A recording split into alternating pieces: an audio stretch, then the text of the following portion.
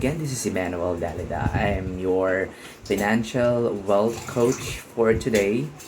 So today we're gonna talk about yung tinatawag nating financial freedom pyramid. So I learned it. I wanna share it because I want also to inspire other people. And lalo dumating yung pandemic, alam natin na marami na ganun work. So maraming naghirap. So, in order for us to avoid this particular scenario in the future, we should be able to start by following the financial pyramid freedom. Financial freedom pyramid, I'm sorry, let me correct myself. Kaya tinawag siyang pyramid, ganyan siya, di ba? So, paliit siya. Pero kung sa una ka magsisimula, papunta dyan, pyramid, maliit sa taas, yung foundation niya ay talaga napaka-laki.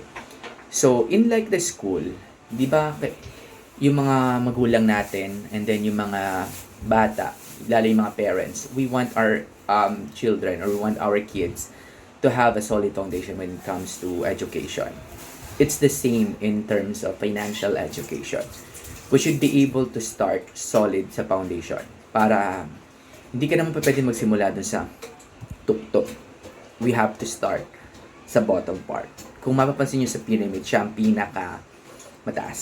So that's what we call protection, or that's the foundation.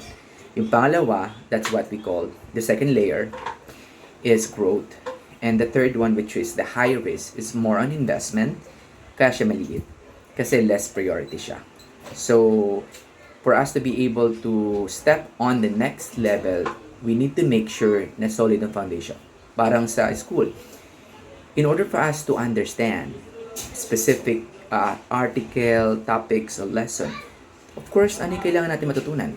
The kids, we should be able to learn how to read first. Right?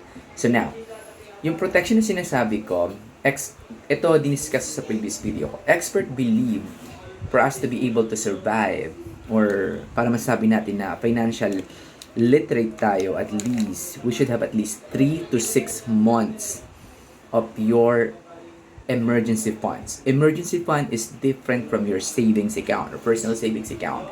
Emergency fund is allotted for emergency purposes or in case of emergency, like natanggal ka sa trabaho. Like what happened during the pandemic. Diba? So, 3 to 6 months of your expenses per month, so kailangan meron ka niyan for you to be able to become solid. That's the starting point. That is then ideal. That's one of the protection kasi magagamit natin in case of emergency. Kung may savings ka man excess, hindi mo siya magagalaw, di ba? Kasi we have different types of funds kung saan natin na-allocate. So aside from that, kailangan solid din yung ating health insurance. Sad to say, most of the corporate world, hindi naman lahat, wala silang health insurance. So, they are just too much dependent on the PhilHealth. I've been in the corporate industry as well ng 7 years. So, I too much rely on the PhilHealth. So, and now, I'm in the BPO or financial institution. I have a healthcare which actually covered my wife. And malaking tulong siya talaga. So, may mga realization din ako kung bakit ko siya dinidiscuss today. Kasi kailangan nating matutunan at kailangan din nating maintindihan na sa life natin, kailangan mag-invest tayo sa sarili natin in terms of financial literacy. Kaya maraming tao na nagsasabi na ang hirap ng buhay kasi they are not aware on small things. Magtabi ka ng simple lang or patabi-tabi ka every month, malaking bagay yan at the end of the year. So, yun sasabi ko, emergency funds and health insurances, and then yun ang mga bagay na kailangan meron tayo. So, if we think that we are stable enough na we have this HMO, example, employee tayo, we have this emergency funds, that's the time that we can actually allocate the specific funds, ilalaan natin to for the next level. Ano ba tinatawag ng next level? Let me check my note. It's a growth. So, hindi lang kailangan, the first thing is we know how to earn money. The second step for us to be able to get away or to level up our financial standing is kailangan alam din natin kung paano palaguin ang pera. Tama? Tandaan mo, there's no such employee na yumayaman.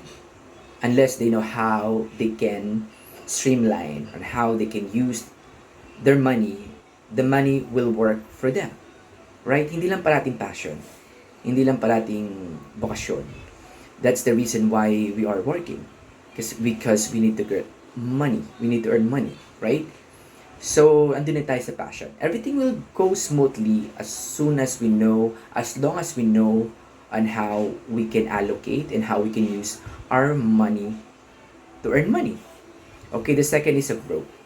Of course, nag-saving tayo. So, we know that in savings account, only 0.20% an interest rate. Tama ba?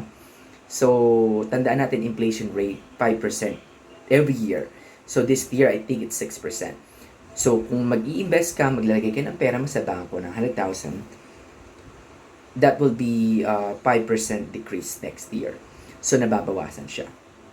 So, what I mean is, kailangan hindi tayo naglalagay ng pera sa bangko ng lahat.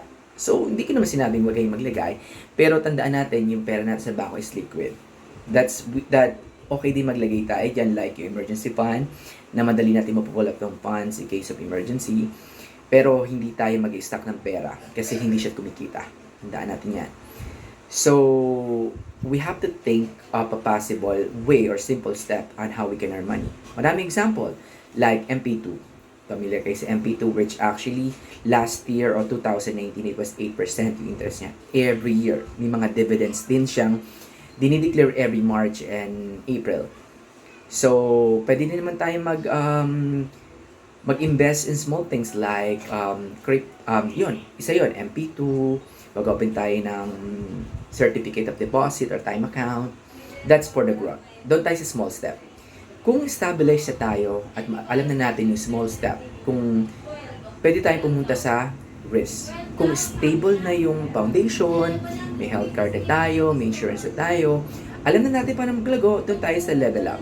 Kaya siya maliit kasi ito lang yung mga amount na kaya natin i-let go. Diba? At yung mga amount na invisible sa atin. So, we are willing to lose. So, in my case, we can start by learning how to buy stocks sa stock market. Sa maging part ng ownership ng Jollibee, ng BDO or SM, those are the example of stocks. And then, by small things, kung hindi tayo masyadong ganun ka well-versed in terms of stocks, pwede naman tayong matin ng mga webinar and trainings. YouTube, pwede yan. And then we can do small things by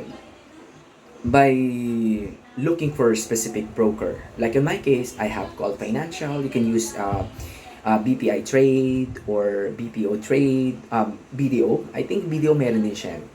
Where they can use those particular vehicle for you to be able to start with doing stocks. Doon tayo mag-start.